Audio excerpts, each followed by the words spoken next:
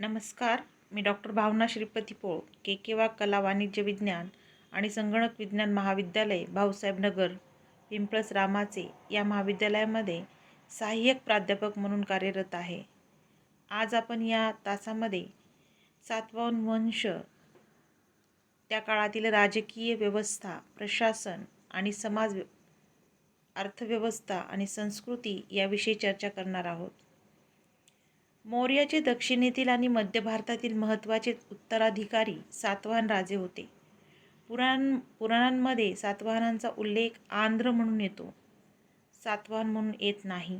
सातवाहनांच्या कोरीव लेखात कोठेही आंध्रा असा उल्लेख येत नाही. पुराणानुसार आंध्रांनी 300 वर्ष राज्य केले. सातवाहन हे इसवी सन पूर्व 1ल्या शतकात होऊन गेले. त्यांनी कणवांचा पराभव केला. त्यांची सत्ता भारताच्या काही भागात स्थापन केली. सातवाहनांच्या उदयाबद्दल इतिहासकाळात अनेक मतभेद आहेत. या राजवंशाची स्थापना सिमुक या राजाने केली असे पुराणात वर्णन आहे, परंतु वावी मिराशी यांच्या मते इसवी सन पूर्व 230च्या आसपास सातवाहन नावाच्या मूळ पुरुषाने हा राजवंश सुरू केला असावा. तो मौर्यांचा सरंजामदार असावा असे म्हटले आहे. सिमुक व त्यानंतर श्रीकृष्ण हे सुरुवातीचे सातवाहन राजे असावेत हे नाणेघाटातील शिलालेखावरून लक्षात येते. त्यांची सुरुवातीची राजधानी जुन्नर जवळ असावी असे मिराशी म्हणतात. नाणेघाटातील शिलालेखावरून श्री सातकर्णी हा सिमुकचा मुलगा असावा असे मिराशीचे म्हणणे आहे. त्याची राणी नागनिका होती. त्यांचा मुलगा वेदश्री होता असे समजते. मिराशींच्या मते सिमुक राजा, त्यानंतर त्याचा भाऊ कृष्ण व त्यानंतर सिमुकचा मुलगा श्री सातकर्णी गादीवर आला.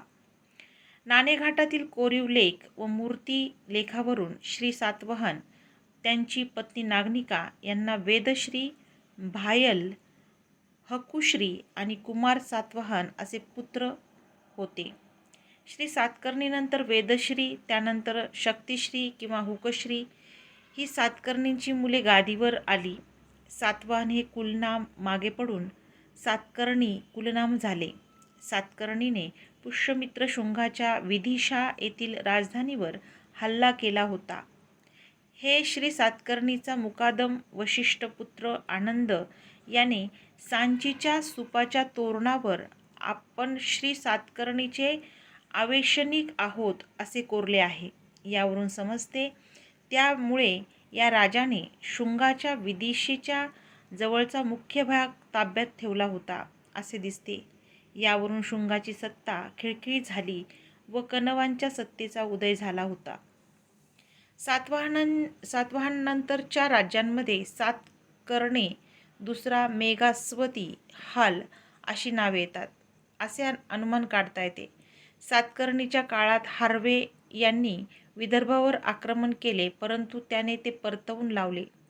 इसवी सन 84 ते 89च्या आसपास चष्टन या कुशाणांच्या जास्त क्षत्रपाने पश्चिम भारतात वर्चस्व निर्माण केले. त्यानंतर भूमक हा शकक्षत्रप झाला. त्याचा उत्तराधिकारी नहपान व सातवाहनांचा मोठा प्रदेश जिंकून घेतला असावा व सातवाहनांना त्यांची राजधानी जुन्नर येथे पैठण येथे न्यावी लागली असावी. यावेळी सातवाहन राणी गौतमी बलश्री हिचा पती गादीवर असावा व त्याच्या ताब्यात दक्षिण महाराष्ट्र होता. या काळात उर्ध्व व गोदावरीच्या प्रदेशात शकांनी त्यांचा प्रभाव निर्माण केला होता. या ठिकाणी विविध प्रकारची पिके उत्पादित केली जात होती. नंतर सातवाहनांनी त्यांचा सत्ता विस्तार कर्नाटक व आंध्र प्रदेशात केला. पश्चिम भारत व दक्षिण द्वीपकल्पाच्या उत्तर भागात त्यांनी आपले वर्चस्व निर्माण केले असे शक त्यांचे चांगलेच प्रबळ प्रतिस्पर्धी झाले होते. काही काळ शकांनी सातवाहनांना त्यांच्या महाराष्ट्रातील व पश्चिम भारतातील प्रदेशातून बाहेर काढले होते. गौतमी बलश्रीचा गौतमीपुत्र सातकर्णीने याचे त्या भागात वरील गेलेले वर्चस्व इसवी सन 106 ते 130 या काळात पुन्हा निर्माण केले. तो स्वतःला एकमेव ब्राह्मण याने शकांचा पराभव केला व क्षत्रिय राजांचा बिमोड केला असे समजत असे. त्याने हे नहपान या राजाचा पराभव करून साध्य केलेला असा त्याचा दावा होता. हे खरे आहे, कारण या नहपानाच्या नाशिक जवळ सापडलेल्या जवळजवळ 8,000 नाण्यांवरून त्याने स्वतःचे शिक्के पुन्हा उमटवले. शकांच्या ताब्यातील माळवा आणि काठियावाड त्यांचे आपल्या ताब्यात आणले. त्यामुळे गौतमीपुत्राच्या वर्चस्व माळव्यापासून ते कर्नाटकपर्यंत व आंध्राच्या भागापर्यंत पसरले होते असे दिसते. गौतमीपुत्राच्या उत्तराधिकाऱ्यांनी इसवी सन 220 पर्यंत राज्य केले असावे. गौतमीपुत्रानंतर लगेच सातवाहन राजाने आपले वशिष्ठ पुत्र पुलुयामी याचे इसवी सन 130 ते 154 या कालखंडामध्ये गादीवर बसवले. औरंगाबाद जिल्ह्यात पैठण आणि प्रतिष्ठान येथे आपली राजधानी बनवली. शकांनी कोकण व माळव्याच्या वर्चस्वासाठी सातवाहनांशी पुन्हा संघर्ष केला. रुद्रदामन पहिला हा या सौराष्ट्रामधील शक राजाने सातवाहनांचा दोनदा पराभव केला, परंतु त्यांनी त्यांचा वैवाहिक संबंधामुळे पूर्ण बिमोड केला नाही. यशस्वी सातकर्णीने उत्तर कोकण आणि माळवा शक राजांकडून पुन्हा प्राप्त केले. त्यांच्या नाण्यांवरून कोरलेल्या जहाजांच्या चित्रांवरून त्याला व्यापार व नौकानयन याबद्दल विशेष रुची होती हेच दिसते. त्याची नाणी उत्तर कोकण, माळवा, आंध्र, महाराष्ट्र आणि गुजरातमध्ये आढळून येतात. सातवाहनकालीन आर्थिक सामाजिक हस्तउद्योग शासन प्रणाली. सातवाहनकाळी राज्याचे उत्पन्न, जमिनीचा सारा, इतर कर, व्यापारी व धंदेवाईक यांच्यावरील कर, जकातीचे उत्पन्न, अपराध्यांना दंड आणि निपुत्रकांची संपत्ती वगैरेतून प्राप्त होत असे. शेती राजाच्या मालकीची होती. इतर शेती रयतवारी पद्धतीप्रमाणे शेतकऱ्यांची होती. त्या काळात अंतर्गत व परदेशी व्यापार भरभराटीस आला. महाराष्ट्रात कल्याण, शुपार, चोल या बंदरातून व्यापार होत असे. भूमार्गाने नाशिक, गोवर्धन, करहट्ट, तगर, पैठण इत्यादी मोठी नगरे व्यापारी मार्गाने जोडली होती. व्यापार श्रेणीद्वारा होत असे. कोरीव लेखात धान्यांची व्यापारी, सुगंधित पदार्थांचे व्यापारी यांचे उल्लेख येतात. मालाकार, सुवर्णकार, आद्योयंत्रिक, तिलपिषक, कलारिक, कोलक, वसंकर इत्यादींचा उल्लेख आढळून येतो. पेरिपल्स या ग्रंथावरून भडोच, कल्याण, सोपारा या बंदराचा मोठा व्यापार चालत असे. ही बंदरे जमिनीवरील मार्गाने पैठण, तगर, उज्जैनी इत्यादी व्यापारी पेठांशी जोडलेली होती. या बंदरातून इजिप्त, इटली, ग्रीस या पश्चिमी देशांसोबत व्यापार चाले. नाणेघाटात एक दगडी रांजण आहे. हा रांजण कल्याण पैठणला जोडणाऱ्या व्यापारी मार्गावर आहे असे काही इतिहासकारांचे म्हणणे आहे. तो रांजण जकात जमा करण्यासाठी असावा असे इतिहासकारांचे म्हणणे आहे. भारतातून निर्यात होणाऱ्या मालात तिळाचे तेल, साखर, कातडी, वस्त्रे, कापड, रेशमी वस्त्रे, मलमल, पिंपरी, वेलदोडे, दालचिनी, लवंगा, हिरे, माणके, मोती इत्यादी मालांचे आयातीच्या वस्तूंमध्ये रोमन मद्य, तांबे, कथील, औषध यांचा समावेश असे. हा व्यापार भारताच्या फायद्याचा होता. भौतिक संस्कृतीचे काही पैलू बघत असताना सातवाहनांच्या काळात दक्षिणेतील भौतिक संस्कृती म्हणजेच एक प्रकारे स्थानिक घटक, उत्तर भारतीय घटकांचे मिश्रण होते. दक्षिण भारतातील महापाषाण संस्कृतीच्या लोकांना लोखंडाचा वापर आणि शेती यांची माहिती इसवी सन पूर्व 200च्या आसपास होती. परंतु इसवी सन पूर्व 200च्या आसपास काही लोखंडी कुदळी आढळतात. इसवी सन पहिल्याचे 3ऱ्या शतकापर्यंत अशी अनेक हत्यारे निर्माण झाल्याचे दिसते. महापाषाण युगातील कुदळ व सातवाहन काळातील कुदळ यात फरक नाही. दांडा बसवायची खाच असलेली कुदळ, खोरी, नांगराचा फाळ, कुऱ्हाड, वस्त्रा, आडव्या प्रकारची विशिष्ट कुऱ्हाड सातवाहन काळात होते. हे उपकरणात उत्खननातील सातवाहनकालीन थरावरून आढळून येते.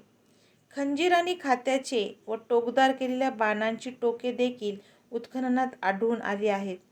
करीमनगर येथे लोहमार्ग लोहाराचे दुकान ही एका ठिकाणी आढळून आले आहे. सातवाहनांनी करीमनगर व वारंगळ येथे लोखंडाच्या खाणींचा यासाठी वापर केला असावा. महापाषाण काळातील असे अनेक पुरावे या ठिकाणी मिळतात. सातवाहन राजांनी कुशाण राजाप्रमाणे सोन्यांची नाणी पाडली नव्हती, तरी सोन्यांचा मौल्यवान धातू म्हणून विनिमयासाठी वापर केला असावा. सातवाहन राजांनी मोठ्या प्रमाणावर दक्षिणेत शिसे मोठ्या प्रमाणावर मिळत असल्यामुळे त्यांची नाणी पाडली. त्यांनी तांबे, कांस्य व पोटींची नाणी पाडली. इक्ष्वाकू राजे, सातवाहन राजे दोघांनीही दक्षिणेतील खनिज संपत्ती आपल्या उपयोगासाठी वापरली. दक्षिण भारतातील लोकांना यावेळेस भारताच्या रोपांची पुनर्लागवड माहिती होती. त्यामुळे या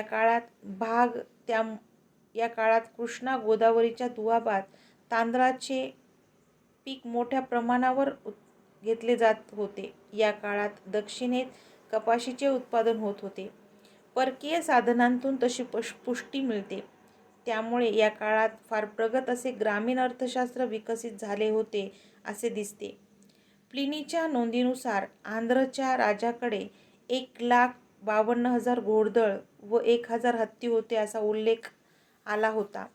एवढ्या मोठ्या सैन्याला पोहोचण्यासाठी शेतकरी हा फार मोठ्या प्रमाणात शेतीतून अन्नधान्याचे उत्पादन राज्यामध्ये पोहोचवत असे. अशा भौतिक बाबींचा वापर इसवी सन पूर्व 300 पर्यंत उत्तरेतील लोकात सर्वसामान्यांना होता.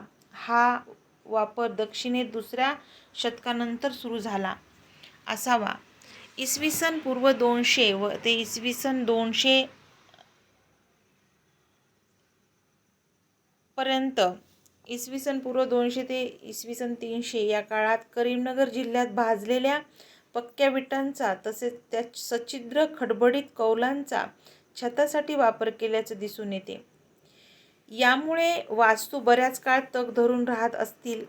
त्याच ठिकाणी इसवी सन दुसऱ्या शतकातील विटांच्या 22 विहिरी आढळून आले. त्यामुळे या भागात अतिशय दाट लोकवस्ती निर्माण झाली असावी. तसेच या भागात भूमिगत गटारे व त्यानंतर ठराविक असलेले शोषखड्डे अशा प्रकारची व्यवस्था आढळून येते.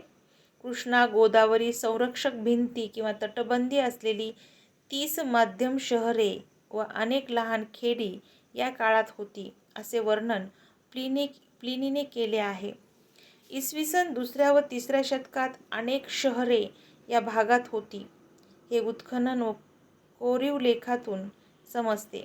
या काळात रोम व सातवाहन प्रदेशात मोठ्या प्रमाणावर व्यापार चालत होता हे या काळातील आढळून येणाऱ्या नाण्यांवरून समजते. पूर्व दक्षिणेत म्हणजेच कृष्णा गोदावरीच्या दुआबात हा व्यापार उशिरा सुरू झाला असावा असा अंदाज आहे. धन्यवाद.